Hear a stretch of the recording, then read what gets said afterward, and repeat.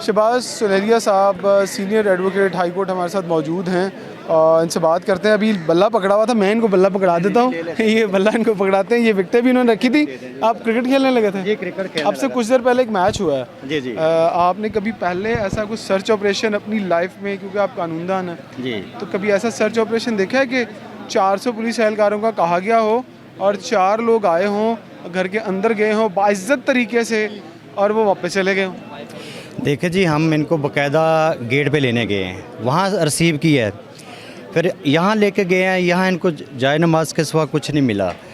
अंदर गए हैं, बाकायदा अंदर लेके गए हैं और इनका मुंतखब करदा मीडिया था वो अंदर गया है। बाकी मीडिया को तो सारा किसी को जाने नहीं दिया है। तो वहाँ चाय शाय पिलाई है और बाहर आके आपके सामने है। और मैंने भी ऐसा कभी सर्च ऑपरेशन नहीं ज़िंदगी में देखा। ठीक है जी। जो अब से कुछ दिन पहले जो एक्टिविटीज़ रही मुल्क के अंदर, वो बिलाशुबा हम भी उसकी कहते हैं कि वो अच्छा नहीं हुआ, नहीं होना चाहिए था। लेकिन जो लोगों के साथ सर्च ऑपरेशन के थ्रू घरों के अंदर गए, वो और ये फ़र्क क्यों? नहीं देखें जी, आपके सामने, आप समझदार हैं, आपसे क्या छुपा सकते हैं।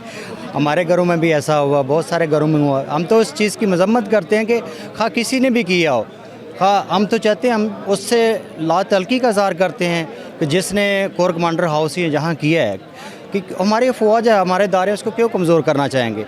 हम चाहते हैं वो डिसाइड हो जाए कि किसने किया है, तो हमें कोई इतराज़ नहीं है। यहाँ फिर आएंगे, फिर हम वेलकम करेंगे। तो आप क्या करने लगे? बल्ला और विकेटें आपके पास हैं? जी क्रिकेट खेलने लगे और तो कुछ नहीं जी, करना? नहीं, हम तो कानूनदान हैं, हम थोड़ा सा फ्रेशमेंट होना चाहते हैं, फ्रेश होना चाहते हैं। शुक्रिया।